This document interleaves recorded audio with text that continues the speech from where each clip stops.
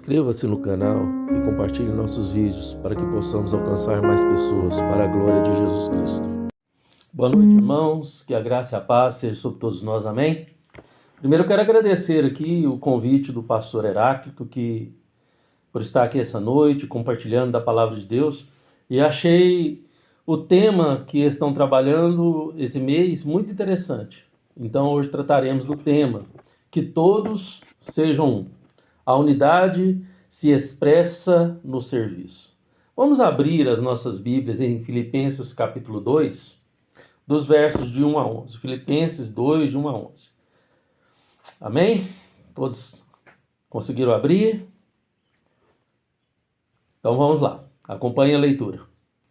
Se há, pois, alguma exortação em Cristo, alguma consolação de amor, alguma comunhão do Espírito, se há entranhados afetos e misericórdias, completai a minha alegria, de modo que penseis a mesma coisa, tenhais o mesmo amor, sejais unidos de alma, tendo o mesmo sentimento.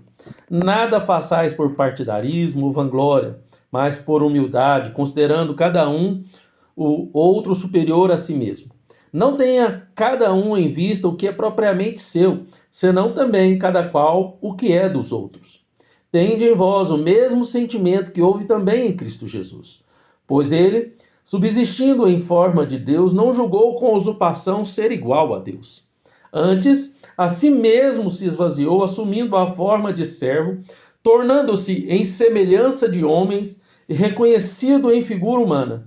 A si mesmo se humilhou, tornando-se obediente até a morte, morte de cruz, pelo que também Deus o exaltou sobremaneira e lhe deu um nome que está acima de todo nome, para que o nome de Jesus se dobre todo o joelho nos céus, na terra e debaixo da terra.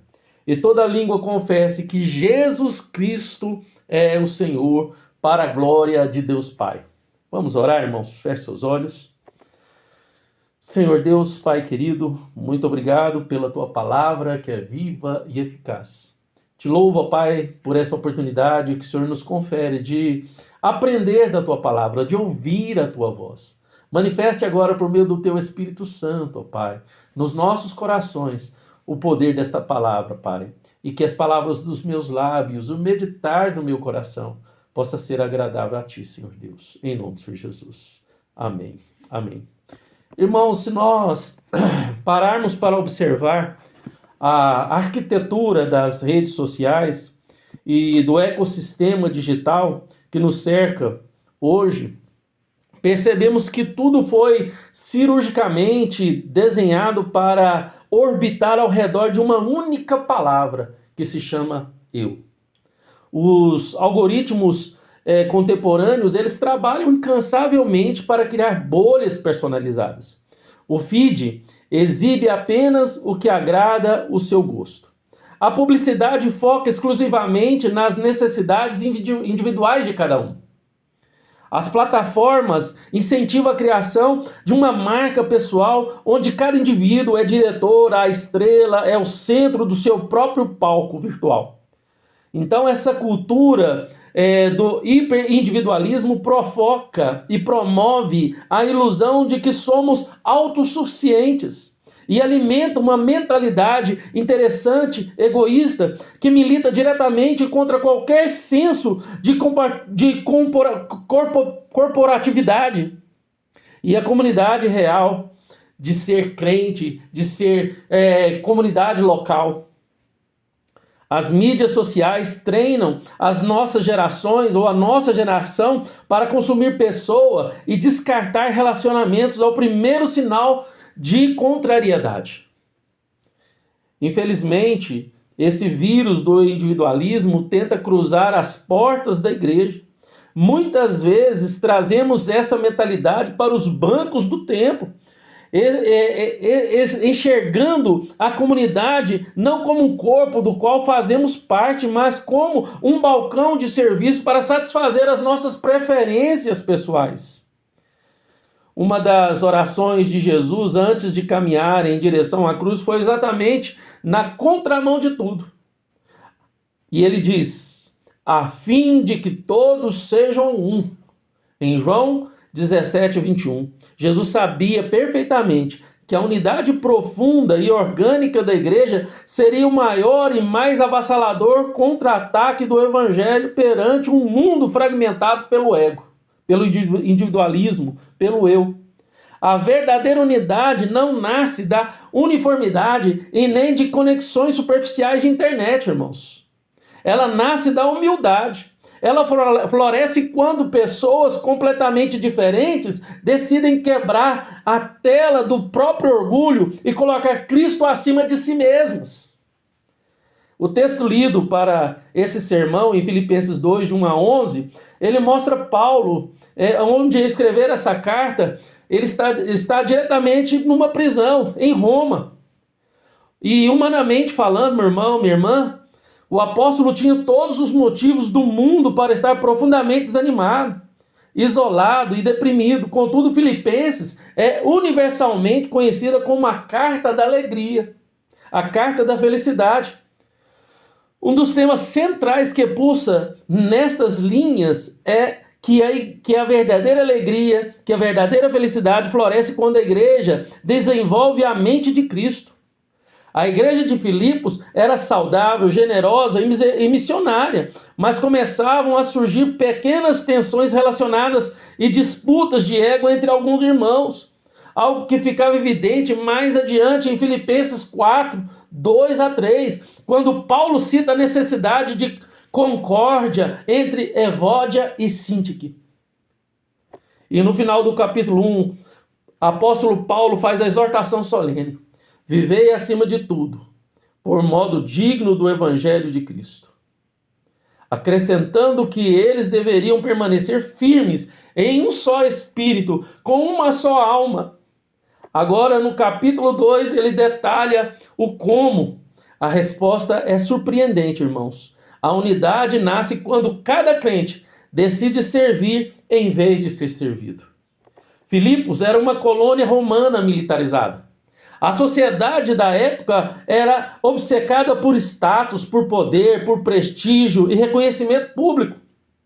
Os homens viviam para subir degraus sociais, todos queriam mandar e ser servidos. E é exatamente nesse cenário de extrema soberba que Paulo apresenta um rei invertido. Um monarca que fez o oposto absoluto, despindo-se da sua glória para lavar os pés e servir as suas próprias criaturas. Por isso, irmãos, Filipenses 2, de 1 a 11, é um dos textos mais vitais para os nossos dias.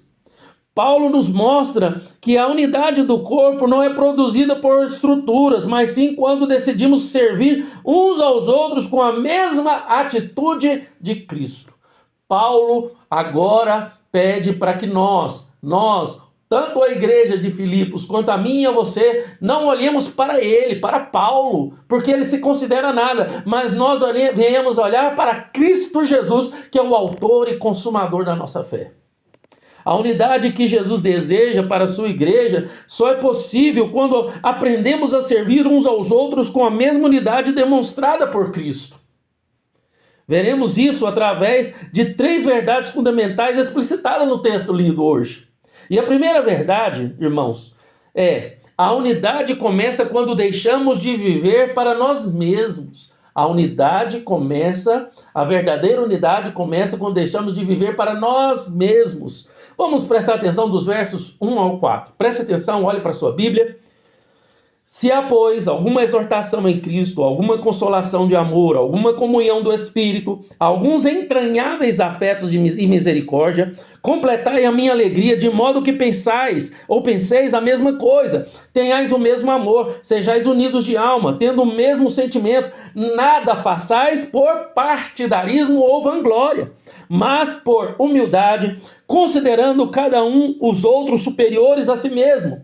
Não tenha cada um em vista o que é propriamente seu, senão também cada qual o que é dos outros. Paulo, irmãos, inicia lembrando aos filipenses das riquezas espirituais que eles já desfrutam.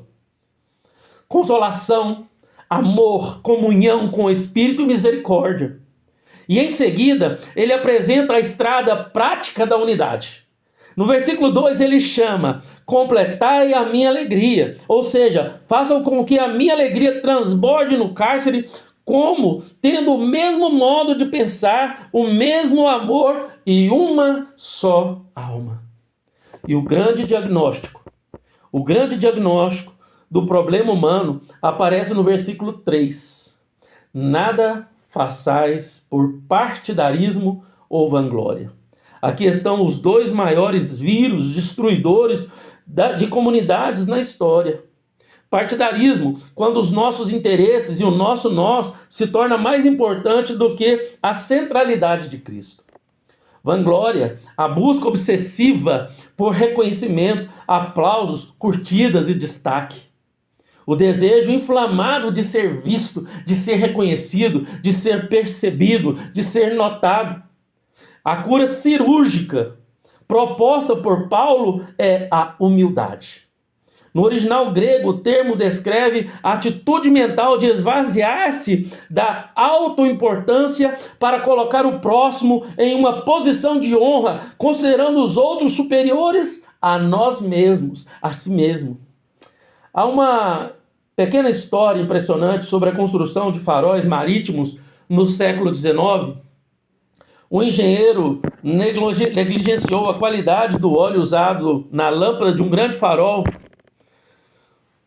E em uma noite de forte neblina, achando que uma pequena impureza não faria diferença. Aquela lâmpada falhou por apenas algumas horas. O engenheiro dormiu em segurança em sua cama, mas naquela mesma noite 3 navios de carga colidiram contra as rochas ocultas e dezenas de marinheiros perderam a vida. O erro daquele homem não destruiu a ele imediatamente, mas foi o gatilho para a ruína dos outros. E é exatamente isso, meus irmãos, que o egoísmo e a busca por vanglória fazem. Nós achamos que buscar o nosso próprio interesse é um direito inofensivo, mas estamos apagando o testemunho da igreja e fazendo com que irmãos tropecem e naufraguem nos relacionamentos. Muitos dos conflitos ministeriais e familiares desaparecem quando paramos de perguntar o que eu prefiro, ou o que me agrada, e passamos a questionar o que glorifica mais a Cristo e serve melhor ao meu irmão. Quem vive para si mesmo, divide. Quem vive para servir, une. Se a primeira verdade exposta nesse sermão é que a unidade começa quando deixamos de viver para nós mesmos, vejamos agora a segunda verdade que o texto bíblico nos revela. A unidade, olha a segunda verdade. A unidade floresce quando olhamos para o servo perfeito. A unidade floresce quando olhamos para o servo perfeito. Versos 5 e 8. Olha para a sua Bíblia, volte para a sua Bíblia. Tende em vós o mesmo sentimento que também houve em Cristo Jesus. Pois ele, subsistindo em forma de Deus, não julgou como usurpação ser igual a Deus, antes a si mesmo se esvaziou, assumindo a forma de servo, tornando-se em semelhança de homens, e reconhecido em figura humana, a si mesmo se humilhou, tornando-se obediente até a morte e morte de cruz. Paulo agora nos aponta para o maior exemplo de toda a história da humanidade, Jesus. Ele nos chama a ter o mesmo sentimento, que significa a mesma estrutura mental, a mesma mentalidade de Jesus. Paulo não está falando para você olhar para ele, Paulo não está falando para você ter a mentalidade dele, Paulo não está falando para você olhar para ninguém, mas está falando para você olhar para Jesus, para o Cristo, o seu Senhor e o seu Salvador. O mesmo apóstolo não está dizendo apenas admirem a Cristo, carregue uma cruz no peito, anda com a camiseta plotada, com seu carro plotado. Não, o que ele está falando é imitem a Cristo. Observe que o texto bíblico que lemos descreve o triplo movimento de descida do Rei do Universo, irmãos. Aqui nós percebemos que Cristo abriu mão dos seus privilégios, sendo plenamente Deus, detentor de toda a majestade e honra eterna. Ele não se usurpou egoístamente dos seus direitos divinos. Ele não se usurpou, ele não usurpou disso, mas ele agarrou à vontade de Deus. E observamos também, no segundo critério, que Cristo assumiu a posição de servo. A si mesmo se esvaziou. Ele não deixou de ser Deus, mas abriu mão da manifestação pública de sua glória para se vestir com os trapos da nossa humanidade e assumir a condição de escravo. Desculpa, irmãos, eu tomei gripe, saí de uma gripe. Obrigado pela água. E aí a gente percebe que Cristo serviu até o extremo absoluto. Ele foi obediente até a morte, morte de cruz, irmãos. Não foi um serviço superficial de aparências, foi sacrifício de sangue, entrega total e amor levado às últimas consequências.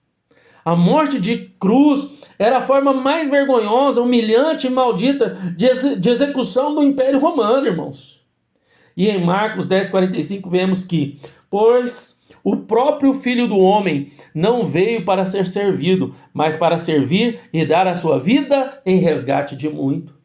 João Calvino escreveu com uma enorme precisão com o seguinte texto: nenhum argumento é mais poderoso para nos conduzir à humildade do que contemplarmos Cristo em sua humilhação. Olha que interessante. Nenhum argumento é mais poderoso para nos conduzir à humildade do que contemplarmos Cristo em sua humilhação.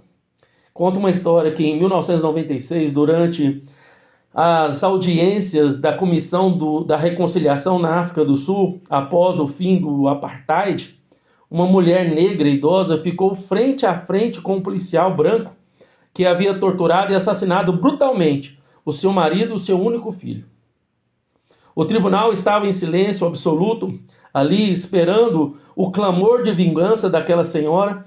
Quando o juiz perguntou o que ela desejava daquele homem, ela olhou nos olhos do assassino e disse: eu quero que este homem venha à minha casa 2 vezes por mês, para que ele passe o dia comigo e eu possa agir como mãe para ele, porque ele me tirou toda a família e eu fui perdoada por um Deus que deu o seu único filho por mim, e eu libero a sua dívida. O tribunal inteiro chorou. Aquela mulher só conseguiu descer ao nível do perdão e do serviço porque manteve os seus olhos fixos no servo perfeito, que foi esmagado na cruz por amor a ela. Queremos uma igreja verdadeiramente unida, inabalável? Será que queremos?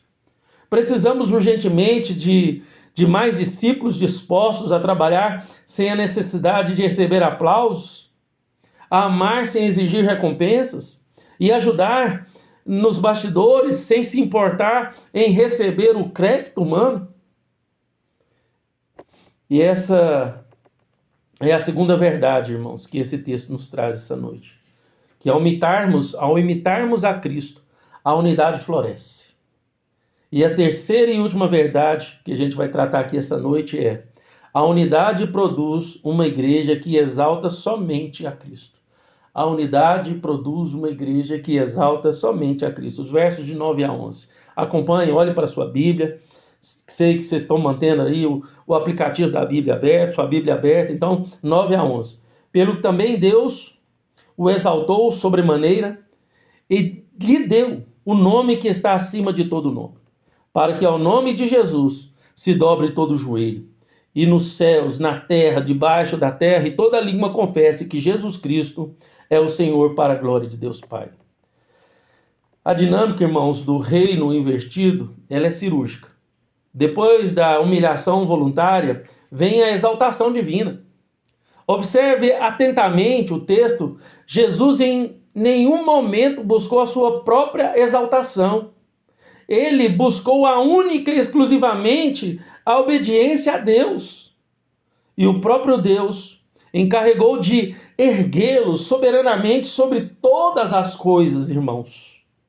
O texto nos garante que chegará o dia em que o universo inteiro se prostrará. Cada joelho se dobrará e cada língua confessará que Jesus Cristo é o Senhor. A teologia profunda contida aqui nos lembra que a igreja não foi frustrada ou não se frustrará, mas a igreja foi fundada, desenhada ou mantida para exaltar, não para exaltar pastores, líderes, ministérios, cantores ou personalidades humanas. A igreja existe com o único propósito de exalar e exaltar a Cristo. Quando todos os membros estão ocupados demais, servindo com a toalha nos ombros e a bacia nas mãos, ninguém tem tempo para disputar glória ou palcos. E quando ninguém disputa os holofotes, Cristo recebe todo o brilho. Todo o brilho é do Senhor. Que toda honra, toda glória, toda adoração, toda exaltação seja dada a Ele. Há uma história muito conhecida na história da igreja sobre o conde Nicolaus van Zinzendorf, o líder do movimento dos morávios no século XVIII. Ele financiou e enviou centenas de missionários para os lugares mais perigosos do mundo. Zinzendorf era de uma família nobre, extremamente rico, influente, mas ele abriu mão de todos os seus títulos e privilégios para servir a causa de Cristo. Perto do fim da sua vida, alguém tentou erguer um monumento e escrever uma biografia exaltando as suas grandes obras. Zinzendorf respondeu com uma frase que ecoa até hoje. Preste atenção. Deixem que o meu nome seja completamente esquecido, contanto que o nome de Cristo seja glorificado através da minha vida. Eu fui apenas um servo, cumprindo o seu dever. Irmãos, uma igreja unida não é aquela onde todos os líderes aparecem e são paparicados. É aquela onde homens diminuem para que apenas o nome de Jesus apareça. O objetivo final da nossa unidade nunca foi a nossa própria felicidade ou conforto institucional. É a glória eterna do Cordeiro. Irmãos, Jesus orou incessantemente que todos sejam um. Mas nós precisamos compreender de que, uma vez por todas, que essa unidade sobrenatural jamais será produzida por campanhas de marketing, reuniões administrativas ou estratégias puramente humanas. Ela só nasce de fato quando o nosso orgulho morre, a humildade cresce e o serviço sacrificial se torna o nosso estilo de vida diário. Foi exatamente isso que Cristo fez por nós. Ele deixou o trono de glória, assumiu a toalha do escravo, carregou o madeiro da cruz e transformou todo o cosmos. E aprendemos que a unidade começa quando abandonamos o egoísmo e a vaidade. Descobrimos, irmãos, que a unidade cresce quando imitamos e esvaziamos de nós mesmos para servir como Cristo serviu. E compreendemos que a unidade alcança o seu propósito final quando toda a glória é devolvida a Jesus. O grande problema que assombra as nossas comunidades é como uma igreja composta por pessoas tão diferentes, com históricos e opiniões tão distintas, pode permanecer verdadeiramente unida? A resposta inspirada de Paulo ecoa através dos séculos. Não é pela força de uma organização rígida, mas pela beleza e pela humildade do serviço mútuo. Quando servimos com Cristo, serviu, nos tornamos um. Filipenses 2, então, irmãos, não é apenas um mandamento moralista ou um manual ético para servirmos melhor. Ele é, antes de tudo, a revelação do servo perfeito. Jesus não serviu a pessoas santas, puras e impecáveis. Jesus serviu a pecadores. Ele serviu a rebeldes. Ele serviu aqueles que o cuspiram, o negaram, o rejeitaram na cruz. Jesus serviu a você e a mim quando estávamos mortos em nossos delitos e pecados. Desculpe, irmãos. E porque nós fomos primeiramente servidos e lavados por Cristo no Calvário, agora recebemos, irmãos, a capacidade e o privilégio de servir a uns aos outros. A cruz é o único fundamento inabalável da unidade da igreja. Então, irmãos, Desculpa mais uma vez. Então, irmãos, como viver a unidade no serviço? Como colocar essa palavra em prática? Como praticar tudo isso que nós estamos aprendendo? Como nós tiramos essa mensagem do papel e vamos aplicar em nossa rotina de vida familiar, profissional, eclesiástica? E eu gostaria de deixar 5 convocações práticas. Primeira convocação: pratique o silêncio do ego. Pratique o silêncio do ego. Não queira se aparecer, não queira que a sua opinião prevaleça sobre a opinião dos demais, mas pratique o silêncio do ego. Segundo, realize o teste do anonimato. Execute uma tarefa de serviço essencial à sua igreja local ou na sua casa nessa semana, onde absolutamente ninguém veja, ninguém saiba que foi você que fez. Limpe o ambiente, organize o material, supra a necessidade de bastidor, treine o seu coração no anonimato. 3. Identifique e sirva um difícil. Escolha um irmão, uma pessoa do seu convívio com quem você possui menos afinidade ou com quem há alguma tensão no relacionamento. Ore por essa pessoa e, de forma prática, realize um ato de serviço, de favor a esta pessoa essa semana. 4. Substitua a murmuração pelo manto do servo. Toda vez que o seu coração for tentado nessa semana a reclamar, a murmurar, a se queixar, que você substitua essa murmuração, essa queixa, essa reclamação por gratidão a Deus, por louvor a Deus. E por último, promova ativamente a defesa do corpo.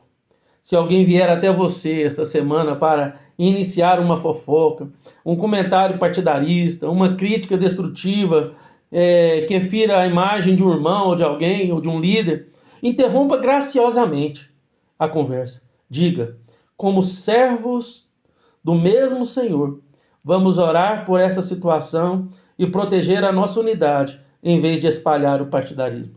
Então, seja um promotor, um guardião da unidade. Então, olhando honestamente para o espelho da palavra nesta noite, irmãos, qual tem sido a nossa postura? Em uma cultura digital que te treina para viver olhando para si mesmo, você tem entrado pela porta da igreja para servir ou apenas para ser servido? As suas atitudes, comentários e postagens têm promovido a unidade do corpo de Cristo ou têm alimentado divisões e partidarismos sutis? Você tem buscado os palcos do reconhecimento ou as bacias de água para lavar os pés dos seus irmãos? Hoje o Senhor Jesus convoca cada um de nós a abandonar o trono ridículo do próprio ego e a vestir com temor e alegria a toalha do serviço. A igreja mais parecida com Jesus Cristo não é aquela que detém mais destaque, estruturas luxuosas ou aplausos sociais. É aquela que desce o mais baixo para servir ao irmão. Te convido a fechar os seus olhos. Vamos orar para a gente